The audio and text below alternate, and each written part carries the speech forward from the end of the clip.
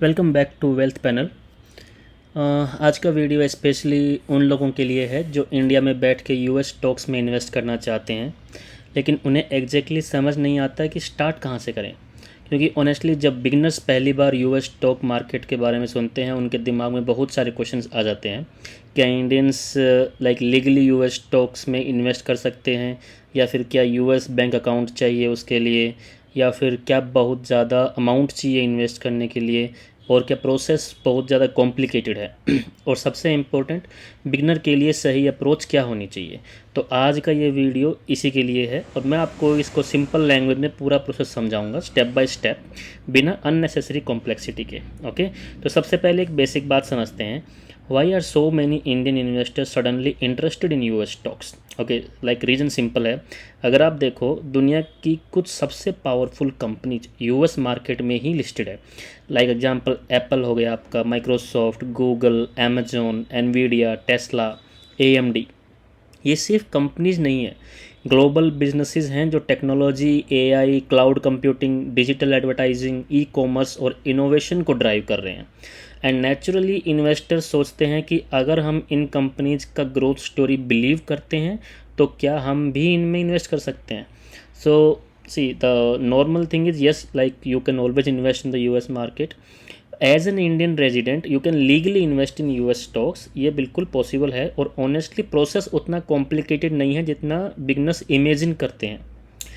Okay, अब हम इसका प्रैक्टिकल साइड समझते हैं। अगर आप डिसाइड करते हो कि मुझे यूएस स्टॉक्स में इन्वेस्ट करना है, तो फर्स्ट थिंग जो आपको चाहिए वो है एक्सेस।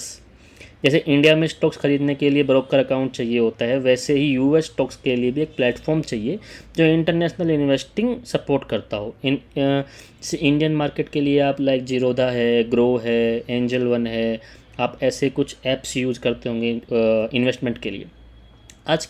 और यूएस के लिए भी आज काफ़ी प्लेटफॉर्म्स अवेलेबल हैं जो इंडियंस के यूएस स्टॉक्स में इन्वेस्ट करने के लिए अलाउ करते हैं। इंपॉर्टेंट चीज़ ये है कि बिगनर के लिए इजी ऑनबोर्डिंग और ट्रांसपेरेंट फ़ी स्ट्रक्चर हो, क्योंकि बिगनर काफ़ी बार एक्साइटमेंट में अकाउंट तो ओपन कर लेते हैं, लेकिन लेटर फीस और चार्जेस देख के सरप्राइज हो जाते हैं। इसलिए अकाउंट ओपन करने से पहले ब्रोकरेज स्ट्रक्चर समझना बहुत इंपॉर्टेंट है। अब account opening generally straight forward होती है। आपको pan card, identity documents, bank details और केवाईसी रिलेटेड इन्फॉर्मेशन देनी होती है। कुछ टैक्स फॉर्म्स भी फिल करने पड़ सकते हैं बिकॉज आप फॉरेन मार्केट में एक्सेस कर रहे हो। तो ये एक नॉर्मल प्रोसेस है। एक बार आपका जब अकाउंट रेडी हो गया तो नेक्स्ट प्रैक्टिकल क्वेश्चन आता है, पैसे कैसे ट्रांसफ़र होगा। और ये बिगनर्स के लिए इंटरेस्टिंग पार्ट होता है, क्योंकि ऑब्वियसली आप डायरेक्ट रुपीज़ में एप्पल या एनवीडिया स्टॉक बाई नहीं कर सकते। यूएस स्टॉक्स डॉलर में ही ट्रेड करते हैं, मतलब आईएनआर को यूएसडी में कन्वर्ट करना ही होता है। ये आउटवर्ड रेमिटेंस के थ्रू होता है और इंडिया में इसके लिए आरबीआई के कुछ रूल्स डिफाइंड हैं जो अंडर लिबरलाइज्ड रेमिटेंस स्कीम के अंदर होते हैं, जिसको हम एलआरएस भी बोलते हैं। सिंपल लैंग्वेज में, Indian resident legally foreign asset में इन्वेस्ट कर सकते हैं विद इन अलाउड लिमिट्स। लेकिन यहाँ एक बिगनर मिस्टेक हो जाती है। लोग सिर्फ स्टॉक प्राइस देखते हैं, हिडन कॉस्ट नहीं देखते। करेंसी कन्वर्जन फ़ीस भी लगती है, ट्रांसफ़र चार्जेस भी लगते हैं, प्लेटफॉर्म फ़ीस भी लगती है। ये सब स्मॉल लगते हैं बट लॉन्ग टर्म इम्पैक्ट करते हैं। ये सब अब मैंने आपको बता दिया है। अब मान लीजिए अकाउंट ओपन हो गया, फंड्स ट्रांसफ़र हो गए। अब सबसे डेंजरस स्टेज आती है स्टॉक सिलेक्शन।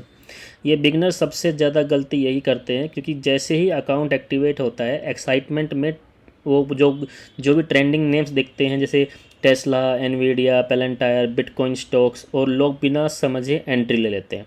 पर्सनली बिगनर के लिए मेरा अप्रोच सिंपल है। पहले प्रोसेस समझो, फिर क्वालिटी बिजनेस को समझो और उसके बाद ग्रेजुअली इन्वेस्ट करो। अगर आप बिल्कुल ही बिगनर हो तो ग्लोबली इस्टेब्लिश कंपनीज को समझना बेटर है instead of random speculative names.